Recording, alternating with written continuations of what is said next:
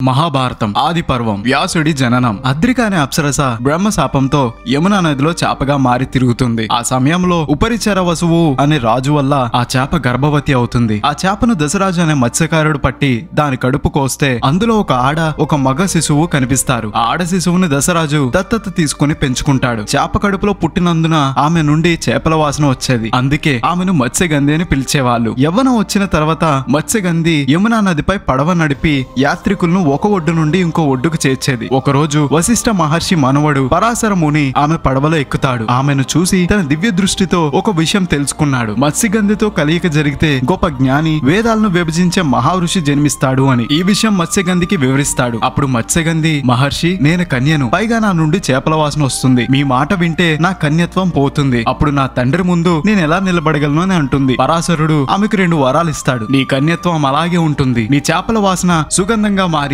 యోజన దూరం పరిమళిస్తుంది అని అంటాడు. అలా మత్స్యగంధి యోజన గంధి అయ్యింది. నది మధ్యలో ఒక ద్వీపంలో పరాశరుడు మాయతో చీకటిని సృష్టించాడు. వారి కలయికతో వెంటనే వేదవ్యాసుడు జన్మించాడు. పుట్టిన వెంటనే వ్యాసుడు యవ్వనుడై సమస్త జ్ఞానంతో ప్రకాశించాడు. వచ్చిన పని పూర్తవడంతో పరాశరుడు అదృశ్యమయ్యాడు. వ్యాసుడి తల్లితో ఇలా అన్నాడు, అమ్మా, నీకు ఎప్పుడు అవసరం వచ్చినా నన్ను తలుచుకో, నీ ముందు ఉంటాను అంటూ తపస్సు కోసం వెళ్లిపోయాడు. ఈ మాయ ఏంటో, అసలు తన చుట్టూ ఏం జరుగుతుందో అర్థం కాక మత్స్యగంధి తన తండ్రి దగ్గరకు వెళ్లిపోయింది. అలా వేదవ్యాసుడు జన్మించాడు. తర్వాత భాగంలో భీష్ముని జననం గురించి తెలుసుకుందాం. ఈ మహాభారత ప్రయాణంలో మీరు కూడా భాగస్వామ్యులు కావాలనుకుంటే కోదా స్టేషన్ ని ఫాలో అవ్వాలి మరి.